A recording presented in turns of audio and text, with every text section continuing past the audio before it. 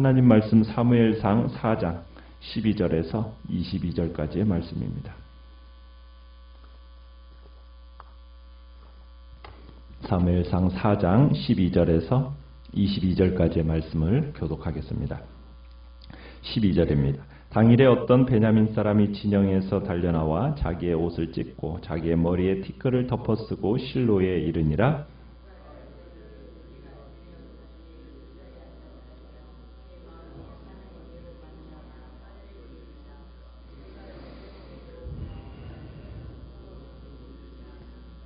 엘리가 그 부르짖는 소리를 듣고 이르되 이 떠드는 소리는 어찌 됨이냐. 그 사람이 빨리 가서 엘리에게 말하니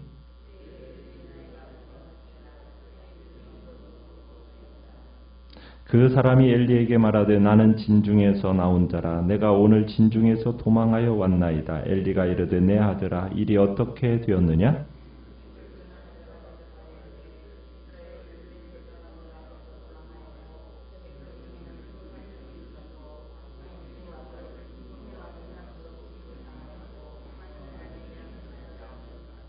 하나님의 괴를 말할 때 엘리가 자기 의자에서 뒤로 넘어져 문 곁에서 목이 부러져 죽었으니 나이가 많고 비대한 까닭이라. 그가 이스라엘의 사사가 된 지 40년이었더라.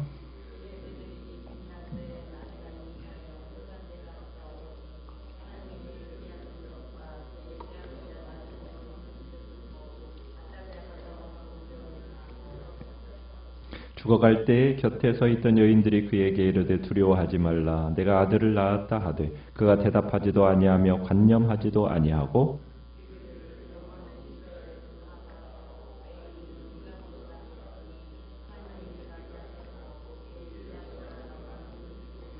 같이 읽습니다. 또 이르기를 하나님의 괴를 빼앗겼으므로 영광이 이스라엘에서 떠났다 하였더라. 아멘.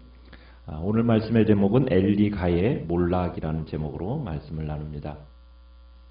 지금 블레셋이 이스라엘을 쳐들어와서 지금 전투가 벌어지고 있는 상황입니다. 이스라엘과 블레셋과의 전투에서 1차 전쟁에서 이스라엘의 군사 4,000명이 목숨을 잃고 패배하게 됩니다. 그러자 망연자실한 지도자들이 원인을 분석했습니다. 그 원인 분석의 결과로 내린 결론은 하나님의 임재의 상징인 언약궤가 우리에게 없기 때문이다라고 그 패한 결론을 내리게 돼요. 그러면서 그들이 언약궤를 동원해서 이제 우리 가운데 언약궤가 오면 전쟁에서 이길 수 있다라는 그런 생각 가운데 실로의 사람을 보내서 언약궤를 가져오게 합니다. 자, 그 언약궤를 누가 가지고 옵니까?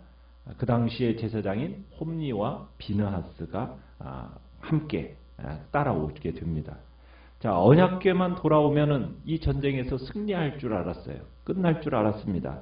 자, 그런데 언약궤가 들어왔어요. 그리고서 본격적인 2차 전쟁이 시작이 되었는데 어떻게 되었습니까? 군사 3만 명이 목숨을 잃고 전쟁에 패하는 그런 절망적인 일을 경험하게 됩니다. 더군다나 그렇게 믿었던 언약궤마저 어떻게 되었습니까? 빼앗겼습니다. 상상할 수 없는 일이 벌어진 겁니다. 그리고 그 과정에서 홈리와 비나스도 어떻게 됐어요? 목숨을 잃고 말게 됩니다. 자, 그런데 이스라엘의 이 참패는 전쟁터에서 죽은 군사들에게만 영향을 미친 게 아니었습니다. 후방에서 초조한 마음으로 기다리고 있던 그 소식을 기다리고 있던 엘리 제사장과 그의 집안에도 돌이킬 수 없는 치명타를 입히게 됩니다. 이미 선포되었던 엘리 집안에 대한 하나님의 심판이 성취되고 있는 거죠. 비록 참 엘리는 자식들을 하나님의 율법대로 징계하지는 못했고 또 영적인 판단력이 많이 흐려지기는 했지만 그래도 대체로 경건한 사람이긴 했습니다. 엘리는 지금 여호와의 특별한 지시가 없이는 그 언약궤를 함부로 하나님의 지정한 장소에서 이렇게 옮겨서는 안 된다는 것을 알고 있었어요. 이미 또 시력을 잃어버린 데다가 또 참 잃어버린 그 눈으로 어쨌든 블레셋과 이스라엘 전쟁터를 향해서 그 지평선을 초조하게 바라보고 있는데 12절에 보면은 드디어 올 게 옵니다. 전쟁터에서 돌아온 한 베냐민 사람이 옷을 찢고 티끌을 뒤집어 쓰고 모습을 드러내면서 이제 비극의 장이 시작이 되는 겁니다. 아마도 30km 이상의 거리를 아마 달려왔던 것 같아요. 13절에 가보시면 엘리는 길 옆 자기 자신의 의자에 앉아 기다리고 있었다, 이렇게 얘기하고 있습니다. 여기 의자에 앉아 있었다는 얘기는 아직도 그가 이스라엘의 사사로서 군림하고 있었음을 의미하고 상징하는 겁니다. 의자라는 것은 통치권의 상징이거든요. 엘리에게 패전의 소식을 전한 자는 잔인할 만큼 아주 그냥 그대로 전하는 것을 보게 됩니다. 17절에 가보시면은 전쟁의 상황을 네 가지로 요약해서 이야기하는데, 첫 번째로는 이스라엘이 블레셋 사람들 앞에서 패주했습니다. 두 번째는 이스라엘 백성이 큰 살육을 당했습니다. 세 번째는 제사장 엘리 당신의 두 아들 홈니와 비나스도 죽임을 당했습니다. 마지막으로 하나님의 궤가 빼앗겼습니다 하면서 갈수록 심각한 상태로 전달을 합니다. 패전 소식과 함께 이제 하나님의 언약궤를 빼앗겠다는 소식을 접한 이 엘리, 어떤 반응을 보이고 있습니까? 이 소식이 가져온 충격이 엘리가 감당에 너무 컸던 거예요. 엘리는 점층적으로 어떻게 보면 가중되는 이 충격을 견디다 못해가지고 어떤 일이 벌어졌습니까? 18절에 앉아있던 의자에서 뒤로 넘어지면서 목이 부러져 죽고 말았습니다. 성경기자는 엘리가 이제 죽는 순간까지 하나님에 대한 염려, 하나님의 궤에 대한 염려가 컸다라는 것을 강조하고 있어요. 13절에서도 보면은 그의 마음이 하나님의 궤로 말미암아 떨릴 쯤이다 라는 표현이 있고요. 18절에도 하나님의 궤를 말할 때, 이렇게 할 때 지금 엘리는 어디에 더 큰 관심이 있었다는 얘기입니까? 하나님의 궤, 자식들의 안녕보다도 하나님의 궤의 안전에 대해 더 큰 관심이 있었다는 얘기입니다. 그런데 그의 염려에 대해 부질없이 어떻게 보면은 하나님의 궤가 빼앗겨 버린 거예요. 그러나 엘리가 그렇게까지 하나님의 궤에 걱정할 게 아니었어요. 왜? 하나님은 어떤 분이시니까요. 스스로 높이기도 하시고 낮추기도 하시는 절대적인 주권을 가지고 계신 분이기 때문에 인간이 하나님의 안부에 대해서 염려할 필요가 없었던 거죠. 그런데 어쨌든 엘리는 하나님의 언약궤에 대한 염려를 전하면서 참으로 엘리가 비록 무능은 했지만은 그래도 악한 사람은 아니었다라는 것을 성경은 보여주고 있는 겁니다. 자, 엘리가 죽었을 때 그의 나이가 몇 살입니까? 15절에 보니까 98세였습니다. 이미 그의 시력은 거의 상실이 되어졌고 몸은요 비대했습니다. 참 늙을 대로 늙고 또 거동이 불편할 정도로 비대한 장님이 여러분 그 시대의 통치자의 자리에 앉아있다 한번 생각을 해보십시오. 아마 엘리 같은 이 모습이 이 당시 이스라엘의 정치적인 영적인 분위기를 보여준다 말할 수 있을 겁니다. 자, 엘리 이 죽음을 전하자마자 이제 마지막 18절 끝에 뭐라고 하고서는 마무리를 짓고 있습니까? 그가 이스라엘의 사사가 된 지 40년이었더라 하면서 그의 일생에 대한 마무리를 딱 이야기합니다. 이제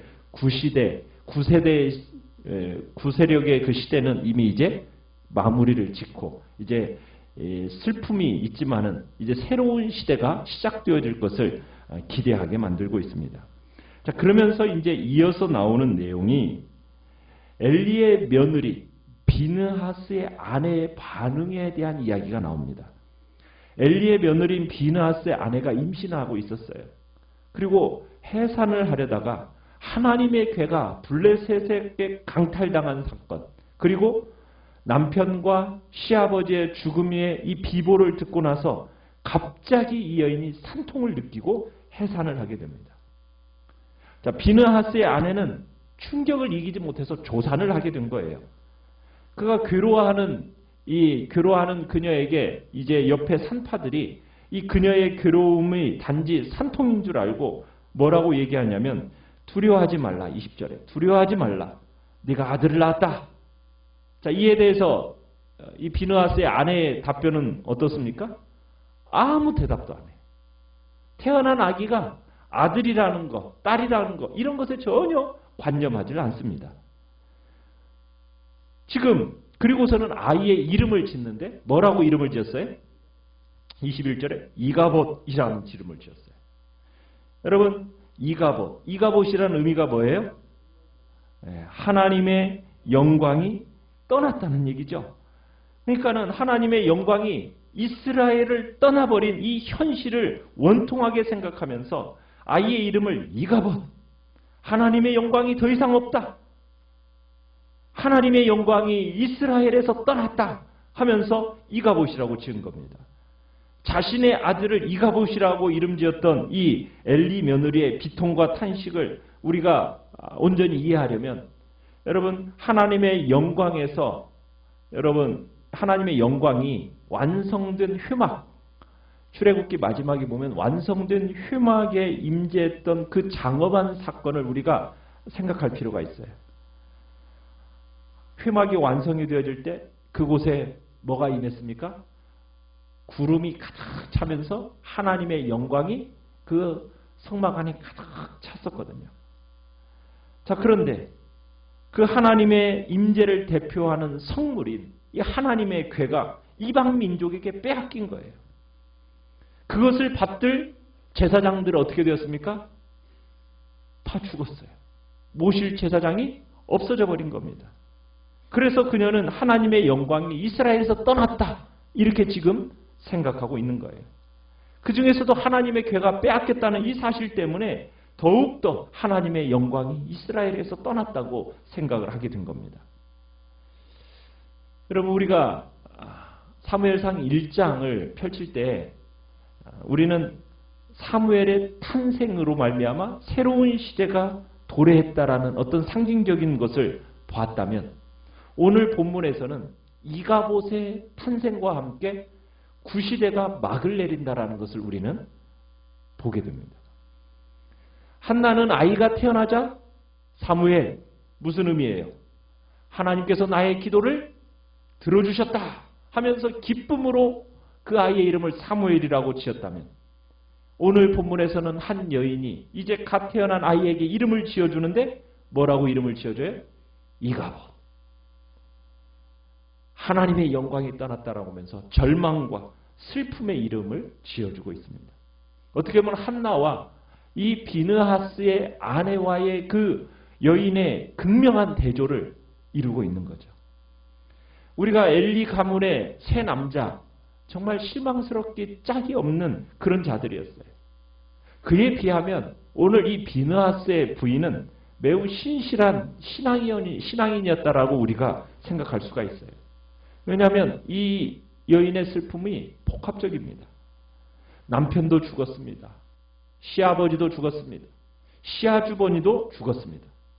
자, 그런데 지금 이 비느하스의 아내를 무엇보다도 슬프게 만든 것은 무엇이었습니까? 전쟁에서 하나님의 언약궤가 블레셋 사람들의 손에 넘어갔다라는 거였어요. 하나님의 언약궤가 더 이상 이스라엘의 영토 안에 있지 않다라는 것, 영광이 이스라엘을 떠났다라는 것, 이것이 그 여인으로 하여금 더 큰 고통과 슬픔을 이끌어냈다라는 거예요. 하나님의 영광이 이스라엘에 없다라는 이 사실에 오열을 하고 있는 겁니다. 어떻게 보면 엘리의 이 며느리, 이 비느하스의 아내는 이스라엘에게 닥친 이 위기의 본질이 무엇인지를 꿰뚫고 있는 영적 통찰력을 가진 여인이었다. 우리는 볼 수 있는 겁니다. 어떻게 보면 엘리 가문의 마지막 자존심이요 위엄을 살려준 여인이다. 우리가 볼 수 있는 거죠. 어떻게 보면 비느하스의 아내는 한나와 더불어서 그 시대, 사사시대에 참 여걸 같은 존재로서 참으로 살았다라고 우리가 볼 수가 있는 겁니다. 자, 그리고 나서 이후에 여러분 성막이 있었고 하나님의 언약궤가 있었던 이 실로에 대한 실로의 예배 처소가 한 번도 등장하지 않게 됩니다. 이 실로의 성소는 아마 이 일이 있은 후에 얼마 있지 않아 가지고 블레셋 사람들에 의해서 참으로 다 파괴되어졌던 것 같아요. 그 이스라엘의 역사에서 그 실로라는 그 장소는 중요성을 상실하게 됩니다. 실로의 성소가 왜 그렇게 되어버렸습니까? 이유가 뭡니까? 엘리와 그의 아들들이 하나님 앞에 범한 죄 때문이었죠.